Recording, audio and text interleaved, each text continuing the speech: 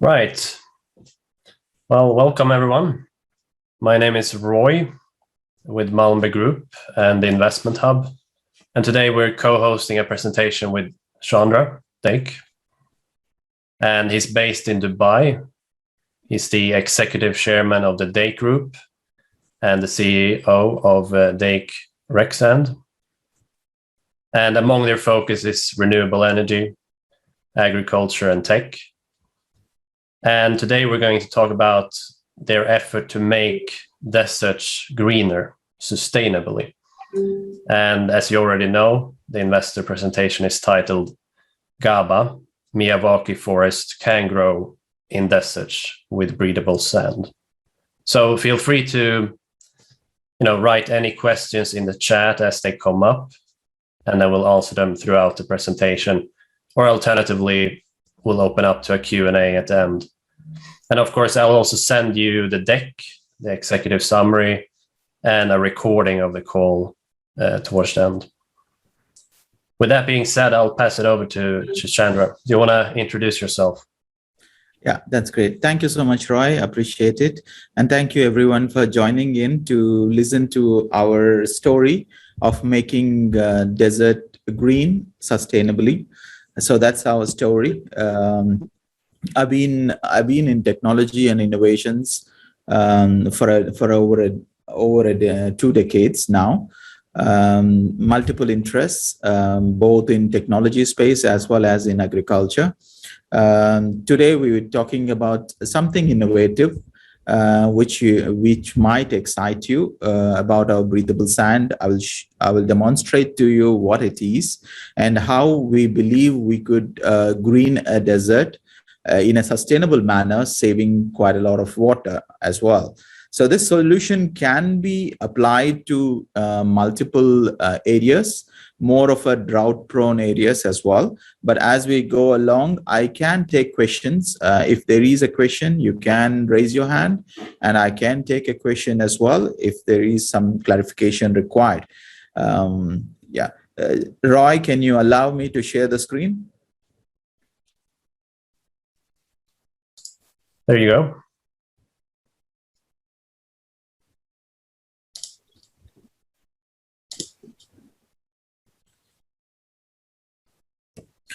Okay. So obviously what we are trying to do is create a greener desert. Obviously planting trees in a arid region is a great initiative on its own. Planting trees anywhere in the world is also as important as greening a desert. Why we have chosen a desert is because of multiple reasons. Obviously, there's very little initiatives of greening a desert because of the water scarcity. So we are going to address that one. And we would like to partner with various investors and companies who have ESGs as well as sustainability at their forefront. So that's our focus on it. So we're looking at the obviously the deserts wise, there's quite a lot of desertification happening all around the world already. Deforestation is happening, and 20% of the Earth's space is covered by the desert. And if you are able to address the food side of it in the desert, we could improve it. And the primary challenge of growing food or vegetation in a desert is poor water retention apart from the temperatures. Temperatures, as you see, is not the primary constraint in a desert. It is the water retention. The soil, desert sand does not retain any water, and that's the reason why you require a lot of water to grow any vegetation. So the limited vegetations you see in the desert region is all because of the excessive watering which happens across the region. What this would bring by this initiative, we are looking at improving the food security by bringing in the localized food production, as well as it would contribute by increasing the green cover. We are contributing to the net carbon emissions, and we are increasing the biodiversity. Some of the plantations we have done, we have seen quite a lot of the biodiversity, the birds coming through, various new plants growing in the region. it is exciting as well. And it also increases the soil stability, reduces the temperature, and improves the sound quality and air quality. With these are some of the benefits of the having these greening of or planting these trees in a desert. This technology we are looking at, obviously, when you have abundant water, any vegetation can grow, but in desert you have limited water, and that too, in some of the regions, it's desalinated water. With a limited amount of rain and limited amount of water available, if you are able to use and conserve the water, we have achieved a lot. And the solution which we're looking at is a patented solution we are using to plant these trees. And it saves about 80% of water compared to a traditional irrigation system, a drip irrigation system as well. And this is called breathable sand. It allows the plant roots to get better oxygen by ground air circulation. I will explain it to you as we go along.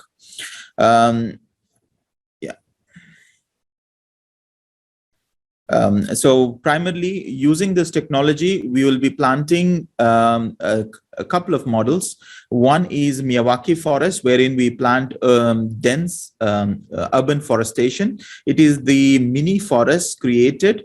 It's a famous model created by Miyawaki. He's a Japanese botanist. He has planted over 40 million trees, mini forest, various mini forests all across the world. Those are primarily in the water country. I mean, the countries where we have a little bit of excess water. What this one does, Miyawaki forest, it grows 10 times faster and 30 times denser. It grows within 10 years. It creates a forest as old as 100 years. So that's a proven concept. And what with our breathable sand, we were able to do that Miyawaki forest in a desert using exactly the same similar kind of water requirement as in any arable country. And then food forest is more of an agroforestry where we are combining various fruits and vegetables grown and that produces an income as well. But this is targeted around the houses, shelter homes, and all of that. But that's also another area where another initiative of this. And all of this we are linking up to the carbon credits, which we are using Vera as an organization to register, and then these forests will have a carbon credits to go with. All of these are very long-term plantations. They are not for cutting down. Now, what is this breathable sand? This sand is a special miracle sand which is made from desert sand. And this sand, as this is made from the alien sand of the desert, which is flyaway sand, it has got the same principles of the silica. And we have converted this sand to retain water while allowing air circulation. I think at this point, it would be a good idea for me to demonstrate it and then take the presentation further so that it puts everyone into the context. So I'll stop the sharing and then I'll switch over onto the video, and then we can look into the present video demonstration as we look at it. Please, Roy, can you spotlight me? We can see you now. Yeah? Okay, that's great. Yeah.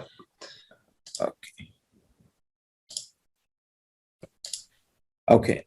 So this one is the breathable sand. It looks and feels exactly like the desert sand, but the special property of this is it's got breathable concept to it. So we have used the surface tension of the sand molecules, how it interacts with the water molecules. Without much ado, let me show you what the breathable concept is, and then I'll explain further about this again. This is a pot made from that breathable sand to demonstrate the breathable concept of it in a much easier manner. As you can see, the spot I have poured in water into the pot, and it looks like any other earthen clay pot, which most of you have seen. It holds the water.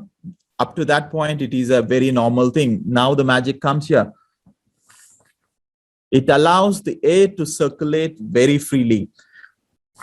I'm not doing any magic here. I'm able to blow the air through any side.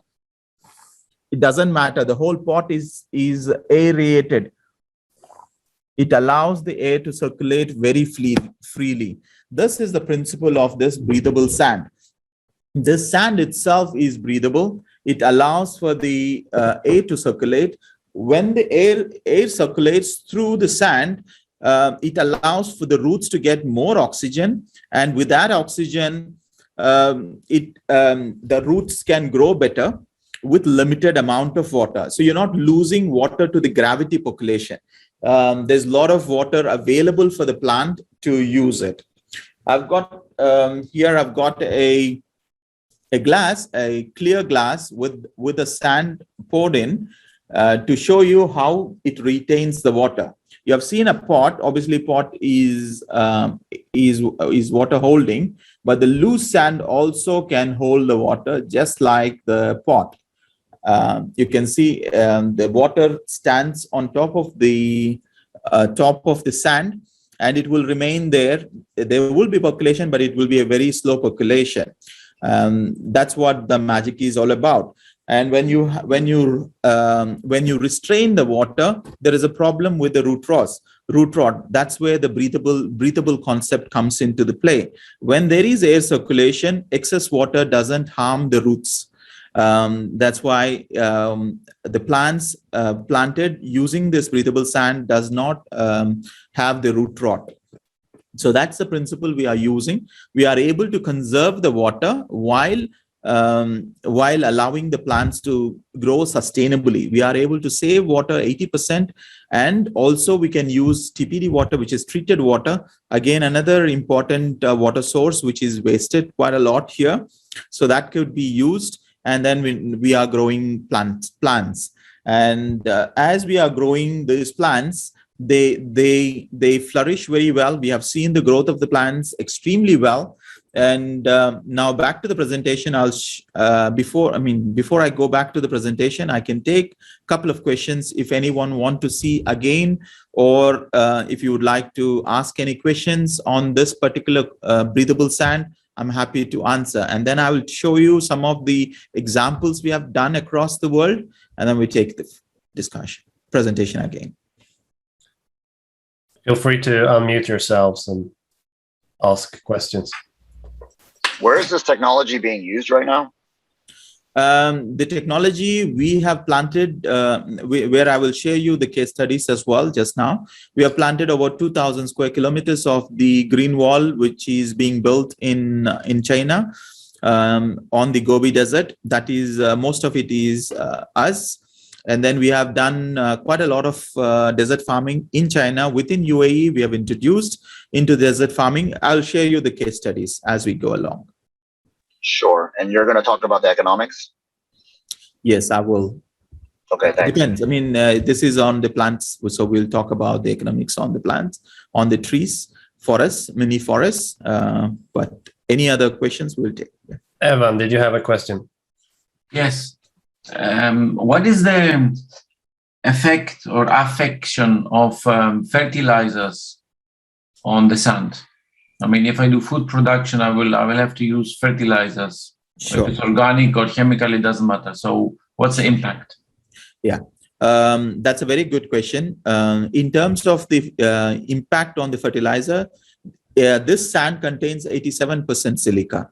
It is not a chemical reaction. The way it is, the breathability is brought in is based on the surface tension. It's a surface free energy, which is surface tension of the solids reacting to the liquid molecules. Now, the impact of the fertilizer, we are able to save 60% of the fertilizers usage because it is not loose to gravity percolation. And reaction, none. We do not have any reaction to any fertilizer because it is silica. 87% is silica. The rest are all different minerals. So there is no reaction to that. And then temperature is also 400 degrees melting temperature. So the excess temperatures also does not harm this soil. So both that. So fertilizer savings, water is 80% and fertilizer is 60%. Those are the verified data. Yes. Hi, if you allow me a second question very quickly. Now you can see me also. I understand it's silica, but silica, when I pour water into silica, then it expands. And when water is removed, it goes down. So what's the case here? Yeah. So see, like I mentioned, it is made from desert sand, which is the base material is silica still, but we have altered the structure of this to allow the molecules to react to the air as well as water differently. That's why it's got it has an extensive patented manufacturing process, and this modification allows for it to react to the air. It allows the air to pass freely through the sand while retaining the water. Now through this loose sand also we can blow air. So that's how good it is. Later on, I'll ask my colleague here to blow and show through this loose sand which we pour here. It does exactly the same. It does the same principle as what we have shown here. So same breathability is there on the loose sand as well. That's why it's a modified breathable sand. We are the only ones who have done selective permeability on the sand. Yeah. Usable for young plantation and also for seeds, or seeds, no. It is. Sorry that I'm taking. I'm putting one question after the other. So cut me if I'm asking too much.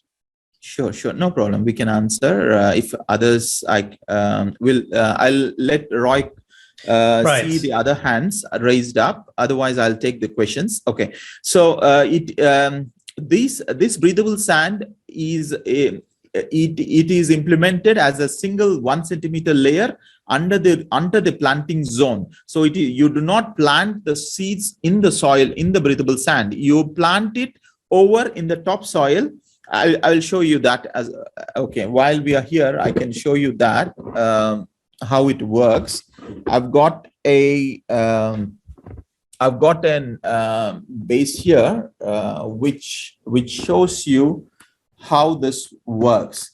You can see here there is a breathable sand, and that the water is staying. So you can build a pond in a desert because it can hold water for a very long. The gravity percolation is slow, so you can hold water. You can do a pond, and implementation is just 1 centimeter. Dig up the soil 1 centimeter of this and recover the tree pit, and this is your planting zone. And this zone is literally desert sand. So you can mix your compost, you can mix your fertilizers, all of this. This is your planting zone.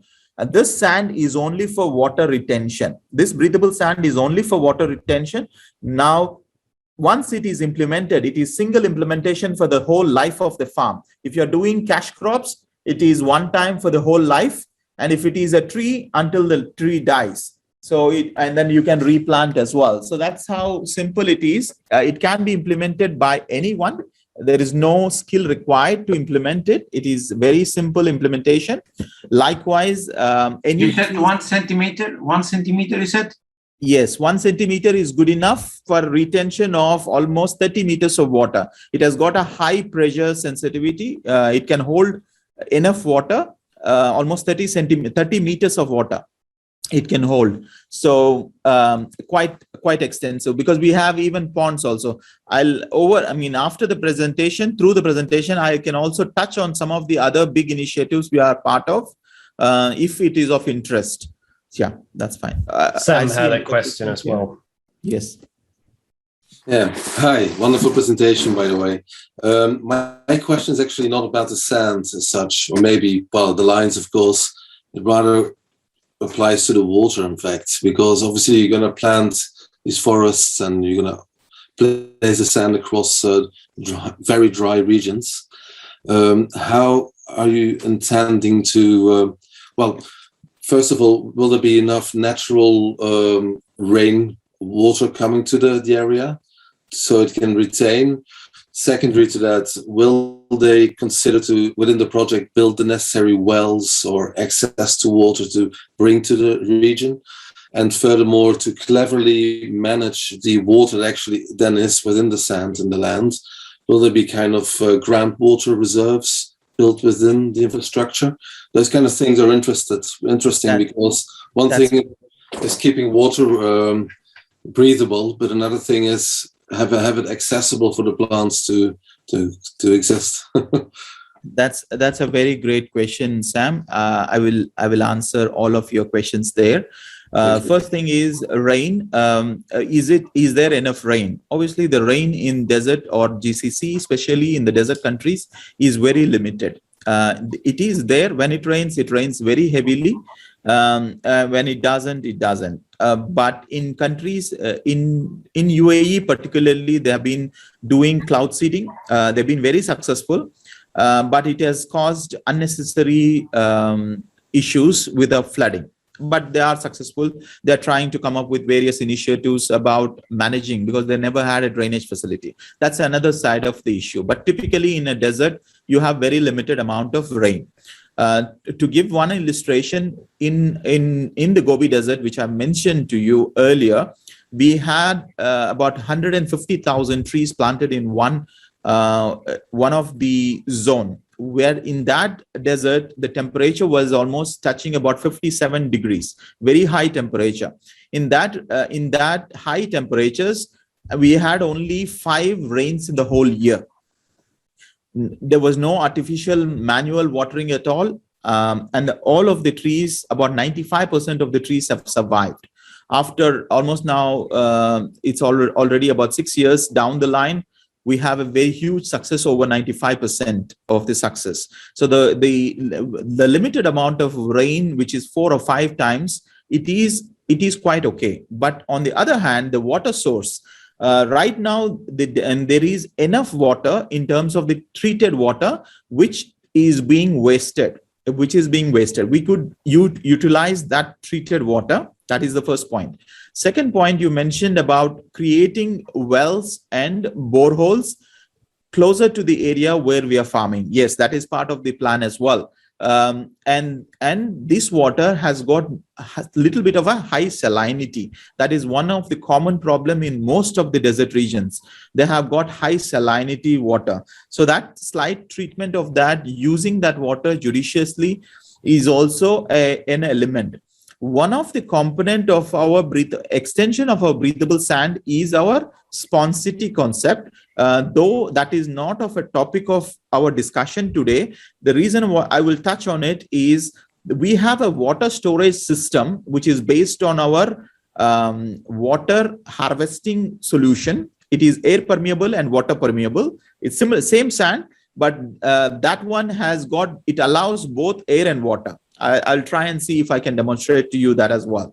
So what that one does is, because of if you use that one, we can keep the water in a storage facility in a remote location where there is no electricity, there is no chemicals, and we can keep the water fresh for more than a decade.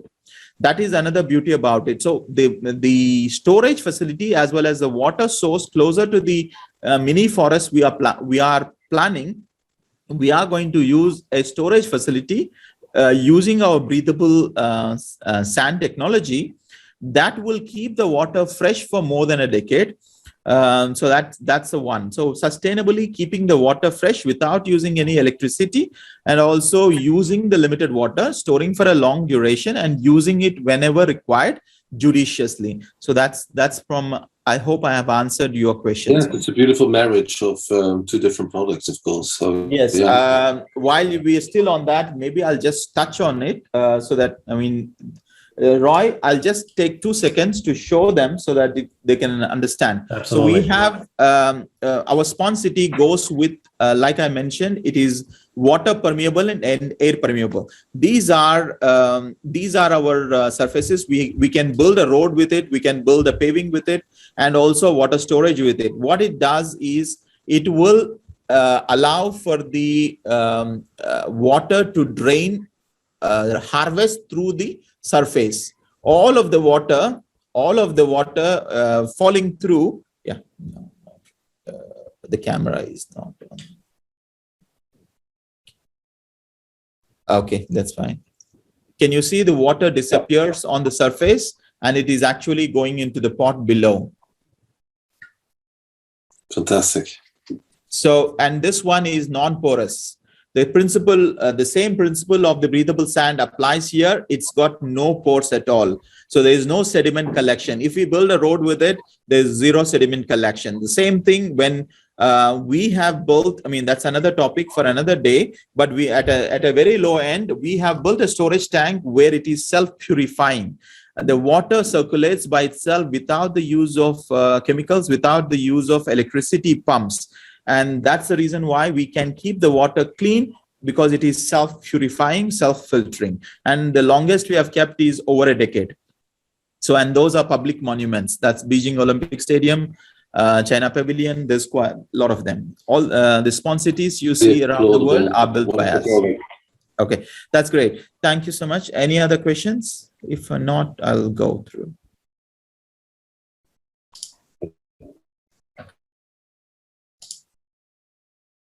Okay, let's proceed then. Thank you so much. Appreciate it.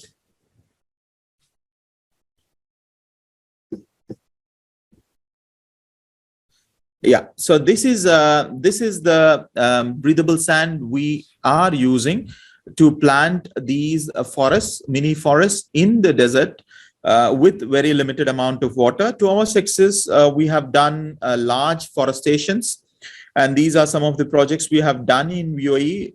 The sand is being used in farming. Private sector is using it in farming. There is also public plantations also going on. The sand is being used. And it is conducive, like I've mentioned, it is conducive for most of the crops. There's no crop, we have not seen a crop which has got an issue with this. Sensitive crops. We even have a mango orchard and lemon orchard, which require quite a lot of water in desert, being watered very, very little. So it's almost watering once in 3 days, and that too about 5-6 gallons per tree. So it's a very limited amount of water, and all the trees have done extremely well. The fruiting has been great. So these are some of the effects of using breathable sand. When there is no application of any technology, the crop, the health of the crop with excess water, it is as per the first picture. The second one is where people have used plastic liners. And those plastic liners have created reasonable growth, but they also have issues with root rot.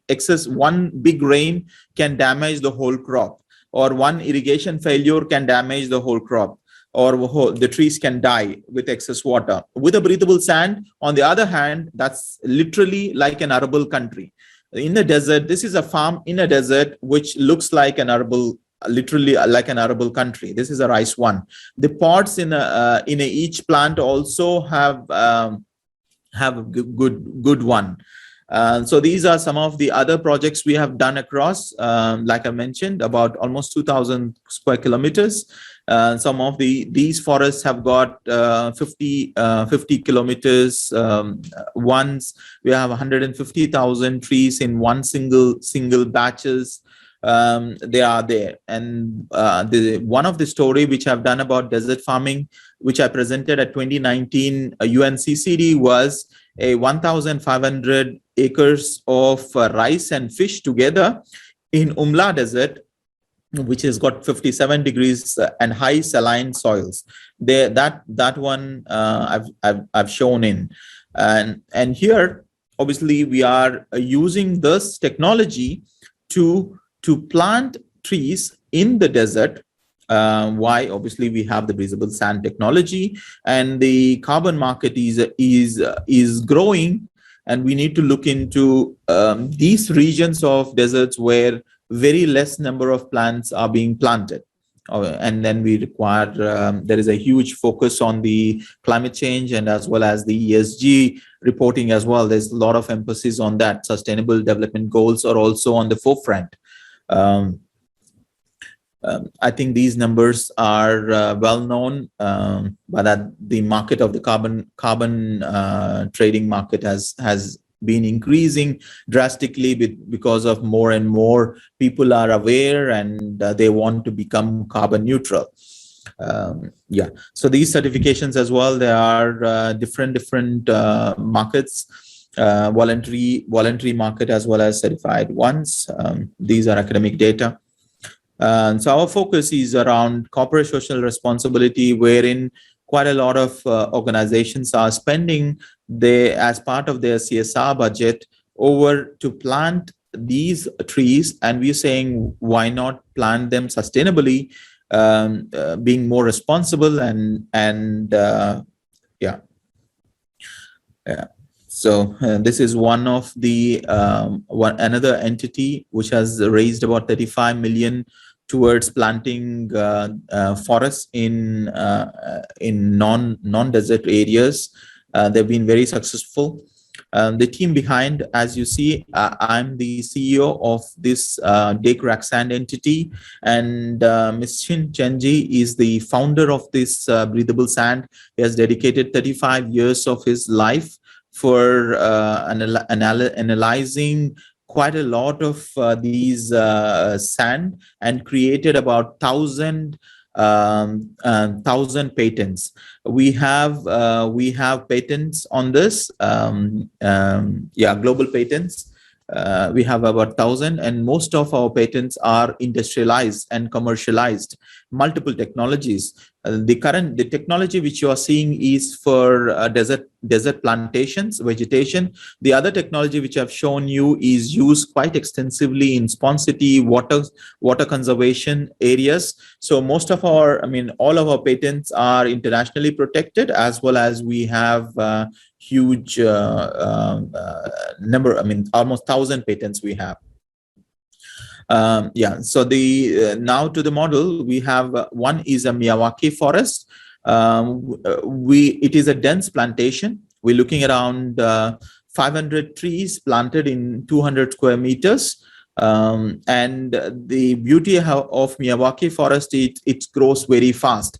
Earlier I wanted to show you our food forest just behind here, but unfortunately it is too dark.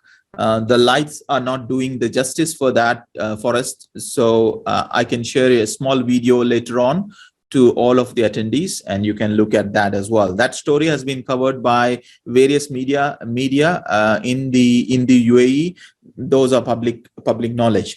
So what this Miyawaki forest of these 500 does is almost 140 metric tons of CO2 sequestration it will do.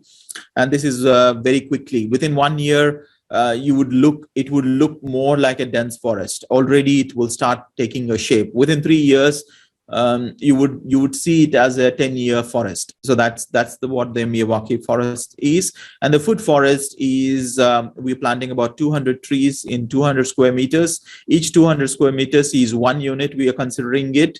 And so that's about 200 trees, and that's a mixture of various trees planted in harmony, balancing one another. So we have created a beautiful structure to balance one another. Each of these trees, both in Miyawaki as well as the food forest, they support one another, whether it is the nitrogen enhancement or shade, support of the sun shade. On all aspects, they support one another, and they will do extremely well. So these are some of the economics what we're looking at. So each of these, Miyawaki for a 200 squares is about 14,500. The trees which we'll be planting are most of them are native, have done extremely well in the deserts. These are neem, Manila tamarind, cedar, which is a fruit, mulberry fruit, gulmohar is a flowering one. So these are some of the trees which we can plant. Food forest, similar, but more of the fruiting varieties. We were able to grow very fast moringa through the summer, they have done extremely well. Moringa is the most healthiest plant, and as well as it will boost the nitrogen as well. So we have done mango, chiku, banana. So all of that will form part of the food forest. Yeah, so on a food forest, it would be about, each unit would cost about $18,000. So that's a 6 feet, or it's a reasonable food.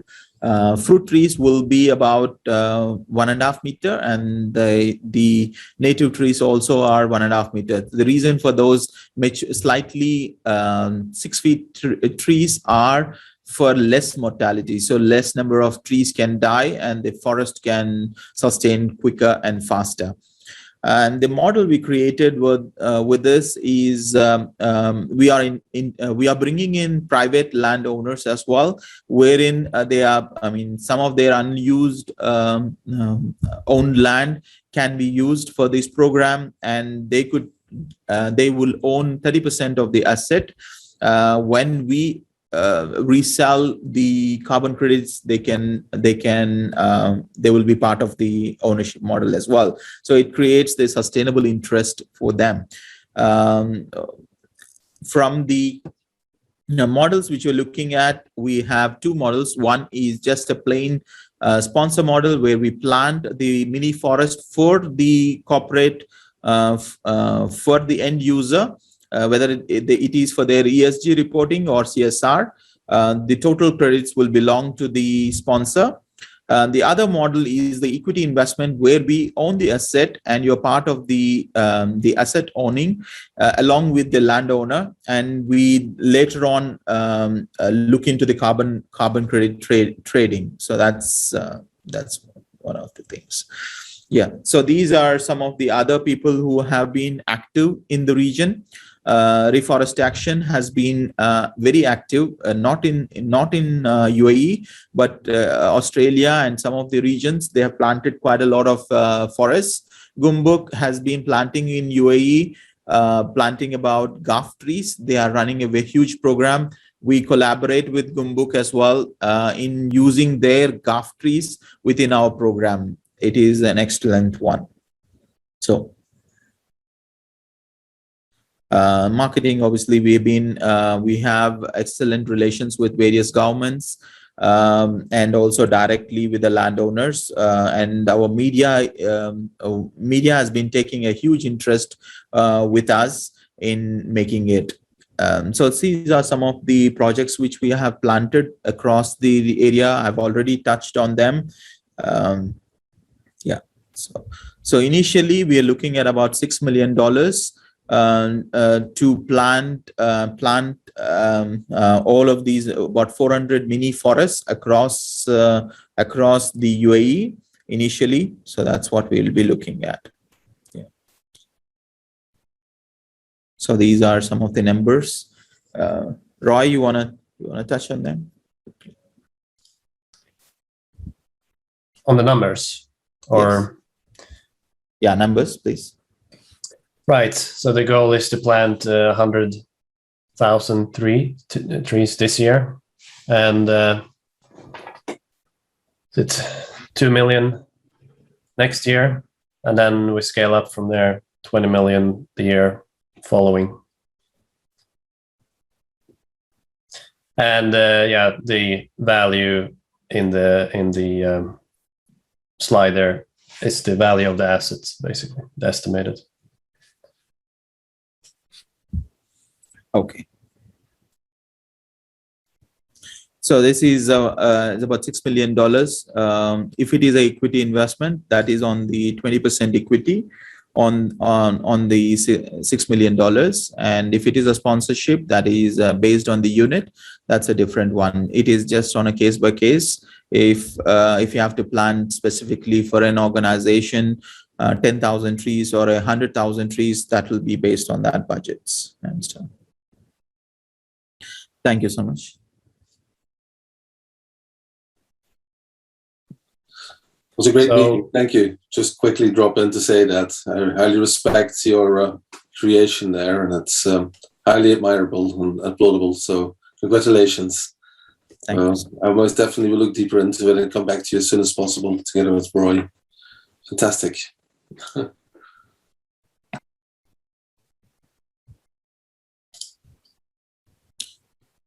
Our website is dakeracksand.com. That is for the technology. But for Ghaba, it will be Ghaba. Once it is up, we will send it across to you. It is not yet.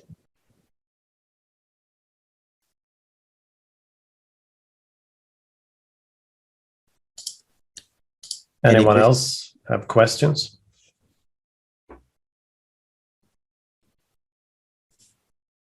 When are you looking to close this fund?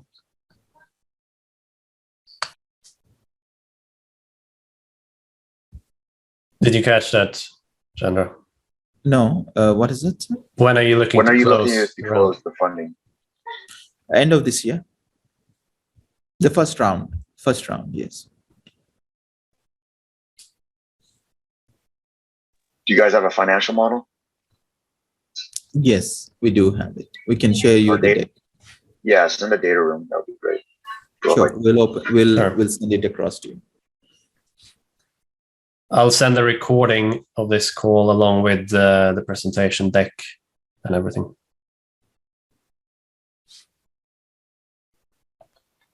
Thank So you. Prime- Is there anything else? Very interesting.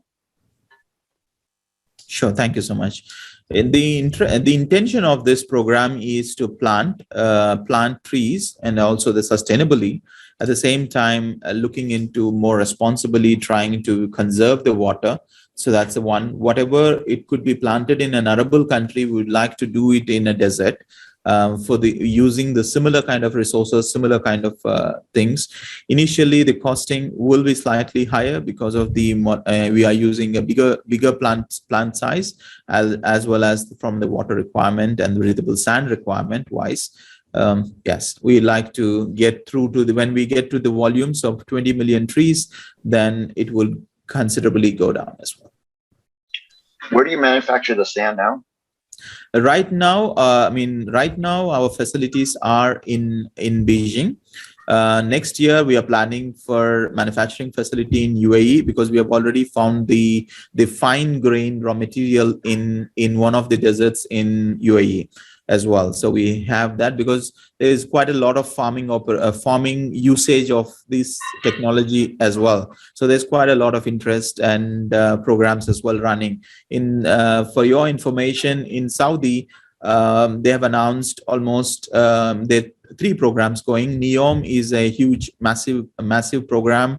Green Riyadh is a program about $7 billion, and they are planting about 7 million trees there. That's a big program. And Red Sea program is another big one. They are planting quite a lot of greening initiatives. Almost $29 billion is being spent on greening of this region, GCC region. That's government programs. So those are happening as well in this region. So What's we the are 6 million? What's the uses for the 6 million? 6 million is for these mini forests. Creating these mini private forests and going. And then obviously this asset will remain. The carbon credits will be registered on these assets, and that asset will remain with us. Yes. Shouldn't the landowners be paying this? Landowners be paying for this? Whoever's planting, whoever owns the sand, right? The dirt underneath. So Chandra, I don't think you touched on irrigation. Maybe you can mention that. Yeah, see, the landowners are paying towards the water side of things and maintenance of it, but there is no active involvement of the landowners. They've been living and they like to continue living on that.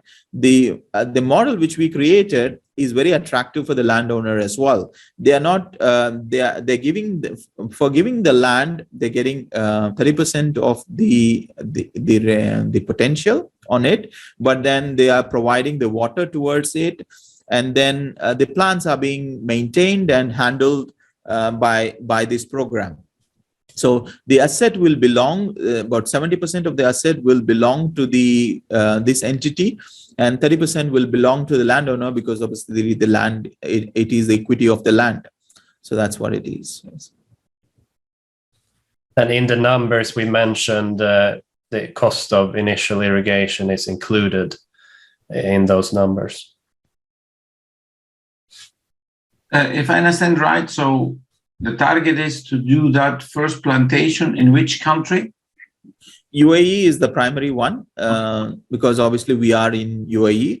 As it expands, there is Qatar already in the line, and Saudi as well, Bahrain as well. So these are some of the other countries who have shown interest for us to plant and then going. So the government plantations are already there. As we do these plantations and we were able to successfully plant into the volumes of scale, then we marry up with the government programs as well. So they can also come in and we can register those assets as well. The intention of this is to grow this portfolio of the mini forests going across and creating a huge pile on the carbons as well, because there's not many carbon credit programs in terms of a vegetation in this region. There's a lot of buyers. There's a lot of oil companies who are carbon negative. So they all have huge. So when we plant these vegetations, there's a lot of carbon buyers already. How are these plantations affected by sandstorms? That is also one of the element which it would address. If you look into the sandstorm prevention, the whole green wall in China is primarily aimed towards reducing the sandstorms coming into the urban area. So what this does, obviously, these forestation, the model which we created is Miyawaki model. What that does, it will grow very fast, very tall. Because of the dense plantation, the plants grow up. The plants go straight up and they grow faster. So within a very short period of time, they go into 40 feet. Within 2-3 years, they go to 40 feet, 50 feet, some of these trees. And that creates a wind barrier as well. So they also act as a wind barrier. In the food forest as well, we have a boundary. Some of the farms we are using, they have a boundary, which is wind barriers. That's just to address these sandstorms.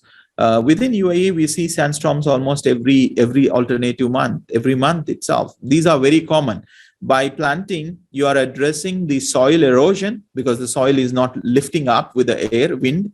But it is a slow process. We cannot address it 100%, but sand, these will also act as a wind barriers.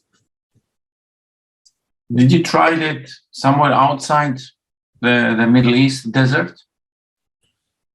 No, we have not, but most of the desert we have already in terms of the multiple varied styles of the deserts. It is a similar principle. Within the desert, there's two signs. One is gravity percolation, which is when you pour in the water, it immediately disappears. The other one is slacking. Slacking is where the water just slides. It doesn't go. It is water repellent sand. But when we implement this, it is a digging up of this whole soil. When we dig up and we mix it with the compost and we mix it with the topsoil is mixed with some of the plant influencers, it already addresses the slacking. When you have a ground, when there is a ground air circulation, the slacking already in a way it reduces quite drastically. So that's what we have seen. So in these two types of soil, it is already solving that problems. So that's what it is. Saline soils and saline water also. We have seen some of the plants we're using saline water. When I say saline water, there was a question earlier about a borehole. When we dig a borehole in these desert areas, the water is shallow because there's water, the seas are close enough. The water is shallow, but it is very high saline. When we use this saline water in the breathable sand, it pushes the salt slightly out, and the plant, with just additional aeration, the plant roots have done extremely well with the saline water as well. These are what we're talking about, typical forestation trees.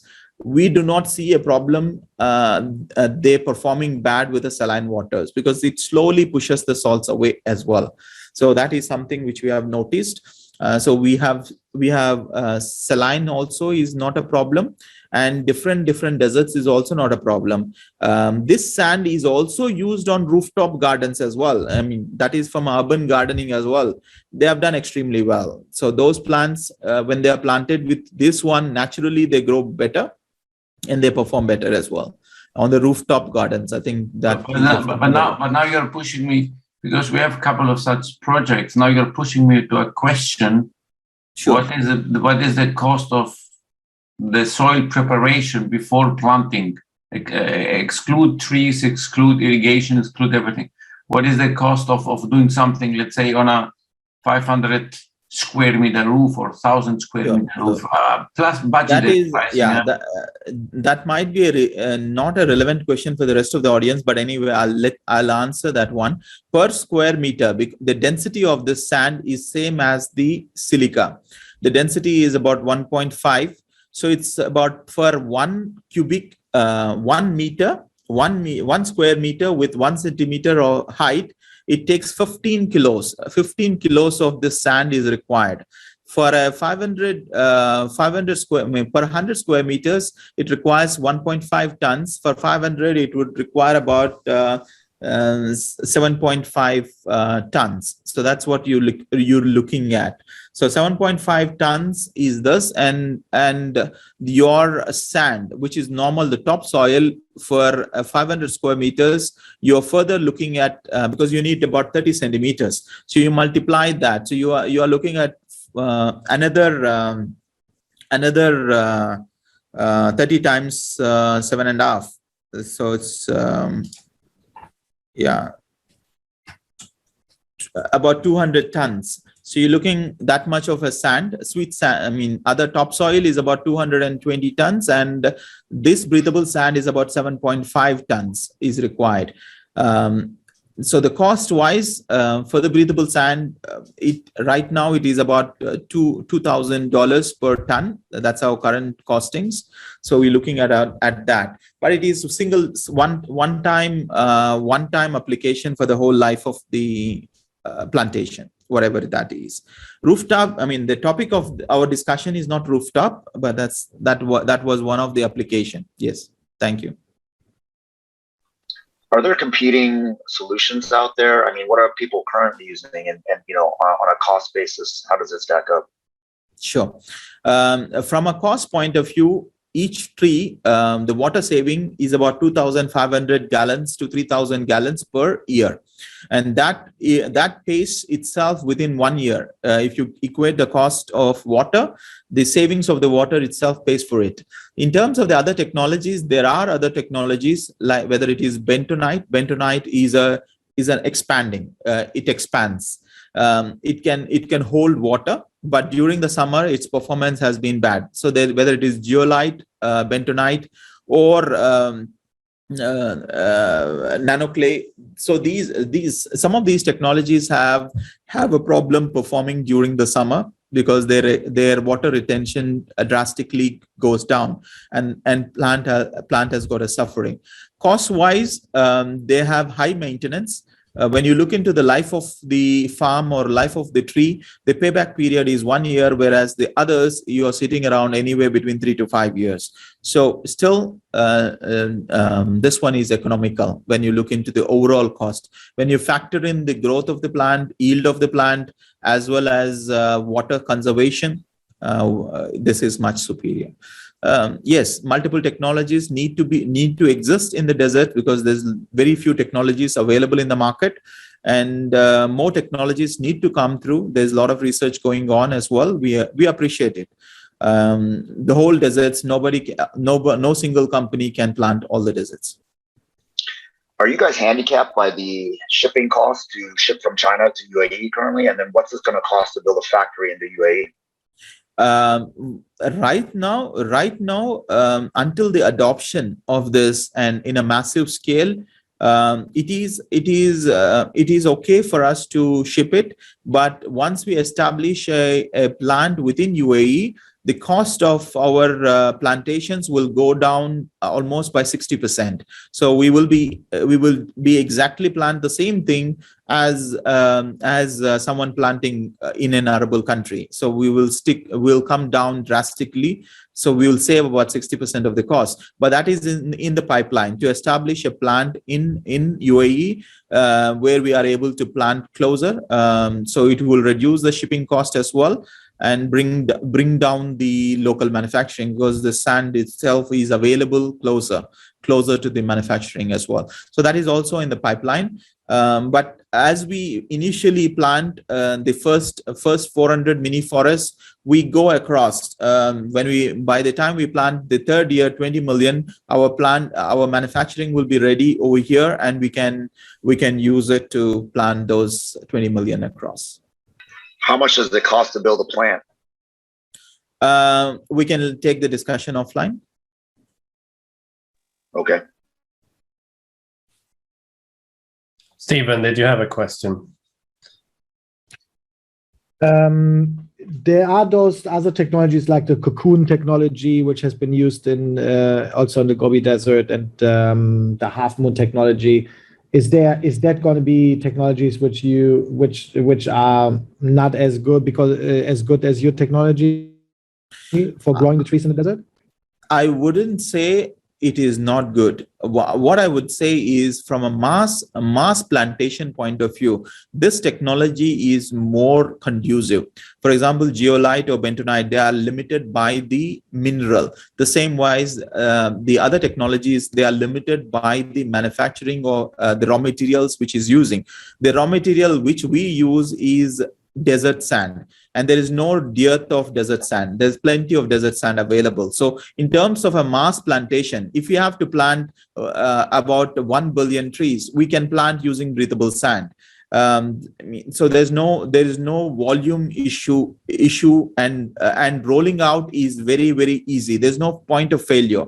There's no single point of failure. It is simple. It is simple application. And the skilling is not an issue. Any labor can implement it, and machines are any locally available LO equipment can be used with it. It is a normal sand, so it can be implemented very quickly. And then plantation is, once it is planted, it is arable land. So you can plant a tree. You can uproot it, again plant another tree, no issues with it. It doesn't damage it, and the roots can penetrate through the sand. It doesn't harm the water retention. What it does is it is naturally heals itself. So it will clung on to the roots, and it will close on the pores. When the root dies, again it will expand with the water and it close it. From an EC point of view, it is closer to the silt zone. So it is not clay, but it is in the silt zone. So it has got a slight expansion capability. So it will heal itself. So the pores, whatever pores it will create, it will heal itself. Thank you. Any question? Thank you. Very good. Charles, do you have any questions? No, I'm broadly kind of have answers for most of them from Chandra. So I don't have anything specific. Very good. Burton, any questions? No, thank you so far. Chris? No, I'm good. Eddie, do you have any questions? No, that's fine. Thank you. Please send me the deck so that I can work on it, and that also with the cash flow and the BP. I didn't really get it, but sure. I would definitely like to do it up. I'm based in Dubai, so I would like also to then meet you personally. Sure. And yeah, I'm looking forward. I'm quite impressed, to be honest. That's I'm looking forward to meet you. Sure. So see, this particular initiative is primarily for planting these mini forests. So the intention is for us to create an asset so that there is quite a lot of momentum going, because people for the private sector to come into a desert where they can buy a land in an arable country and plant it. It is a natural tendency for them to come in and plant in the desert. It's always a hesitation. So with this mini forests are a proven one. We can register a carbon credit and move forward. And these are going extremely well. Excellent. So that's what we are choosing. We are like to run forward with our own assets while other entities come forward to implement this technology across on a mass scale. Thank you so much for the excellent audience. I think there's quite a lot of very good questions. Appreciate your audience. You have given your time. Appreciate it. Hope we have shown you something very interesting to see. This is the technology which will transform the way the food is looked in desert, because we will bridge the gap between a desert and an arable country. Literally, we are converting desert into an arable land. That is one single limitation which we are removing. So we hope to leave a legacy, and we would like you to be part of this legacy. Thank you so much for attending. Thank you. Is there any other questions before we end the call? So, Bersen, you raised your hand there quickly. No, I just, it was a great presentation. So thank you so far. Great. Well, thank you very much, Chandra. Very interesting. Thank you. Okay. Some of them have asked the contact details. Yep.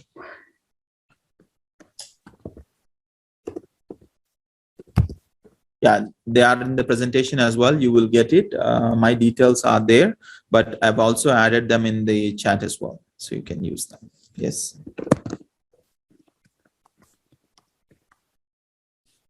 Thank you so much. Yeah. Very good. Thank you.